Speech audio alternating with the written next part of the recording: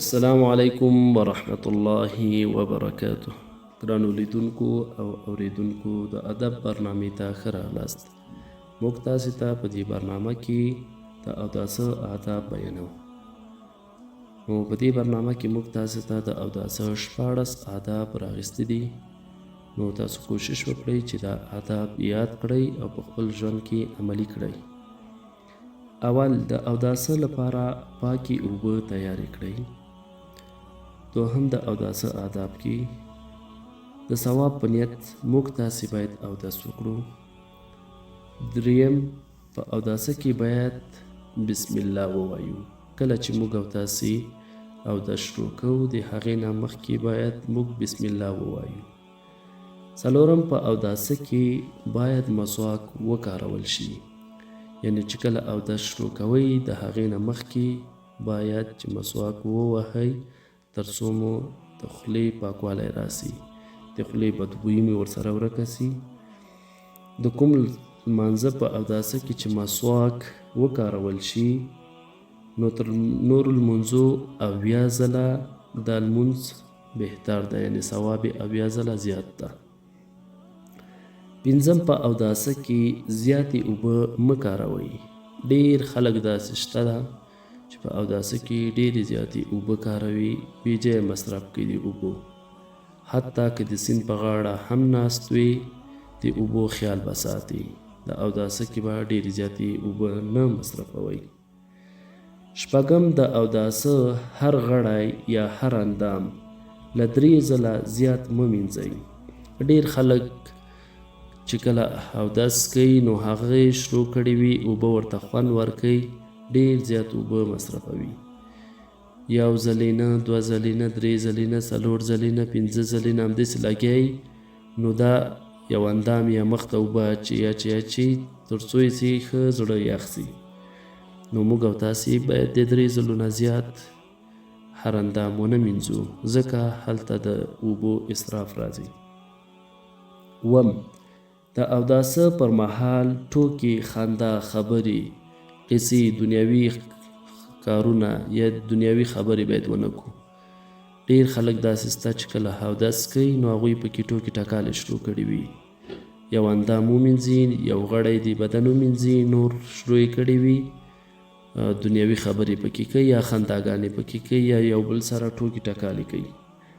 اتم کله چې اودس کوئ هڅه وکړئ تر څو مو کوم ځای وچ پاتې نشي، ځکه ډېر خلک داسې غفلت کوي چې یو ځای مینځي په صحیح ډول سره هغې ته اوبه نه رسوي.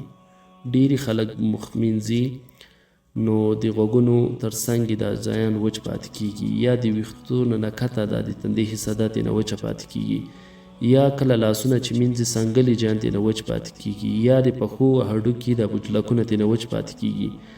نو دې ته باید ډېر زیات خیال وکړئ تر څو کوم ځای وچ پاتې نشي. نهم کله چې استنجا کوئ نو مخ مو قبلې طرف ته مه کوئ، یعنې قبلې طرف ته مه کښېنئ. کوشش وکړئ چې خپل مخ قبلې طرف ته نه کړئ او دې خوا ته کښېنئ، ځکه دا ډېره زیاته بېادبي ده. لسم د قبلې لور ته پوزه مه سوښوئ. که کله مو اودس کوو یا مو همداسې پوزه سوښوله نو کوشش وکړئ د قبلې طرف ته خپله پوزه مه سوښوئ، ځکه دا د قبلې بېادبي کېږي. 11 په ښی لاس پوزه مه سوښوئ. ډېر خلک په ښی لاس پوزه سوښوي خو دا ډېر غلط کار ده. په ښی لاس پوزې ته اوبه اچول دا صحیح دي، خو سوښول یا پاکول دا غلط کار ده. 12 د ګوتو خلالول او د ګیرې خلالول. کله چې اودس کوئ کوشش وکړئ چې د لاسو د پښو ګوتې خلاله کړئ او خپله ګیره مو خلال کړئ تر څو کوم ځای وچ پاتې نشي. او 14 د اوداسه په اخر کې باید دا کلمه ووایئ: اشهد ان لا اله الا الله واشهد ان محمدا عبده ورسوله. او د دې ترڅنګ دا دعا هم باید ورسره ووایئ: اللهم اجعلني من التوابین واجعلني من المتطهرین. کله مو چې اودس خلاص که نو کوشش وکړئ چې دا کلمات ورسره ووایئ په آخر کې. ځکه د اوداسه څخه وروسته چې دا کلمات څوک ووایي د جنت 8 دروازې ورته خلاصیږي، له کومې چې زړه غواړي په هغې بیا کولی شي چې داخل شي جنت ته. 14 پښې مو په کڼ لاس یعنی په ښي لاس په وراسته لاس کوشش وکړئ خپل پښې مو په وراسته لاس مه مینځئ، په چپه لاس باید چې وکړئ خپل پښې ومینځئ. 15 مخ ته مو په زوره اوبه مه اچوئ.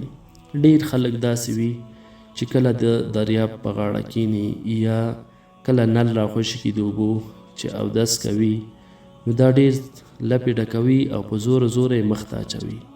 دا کار غلط ده او داسې کار باید ونه کړئ. 14 له هرې بې اودسۍ څخه وروسته باید اودس وکړئ. هر کله مو چې اودس نه وو اودس مو مات کړه د هغې نه وروسته کوشش مو دا وي چې اودس وکړئ. ځکه ډېری خلک په سفر باندې ځي، خدای مکر ته که چېرته کومه حادثه وسي او دا انسان له بینه راړ سي، که چېرته یې اودس وي نو دا به ډېر ښه وي چې په اوداسه له دې دنیا رحلت وکړي. یا چېرته د مانځه وخت راځي که د تا اودس وي نو ته کولی سي مستقیما ودرېږي خپل لمونځ دې وکړي. نو کوشش په مو دا وي چې اودس مو کله ماتوو د هغې نه وروسته کوشش کوئ چې اودس کوئ.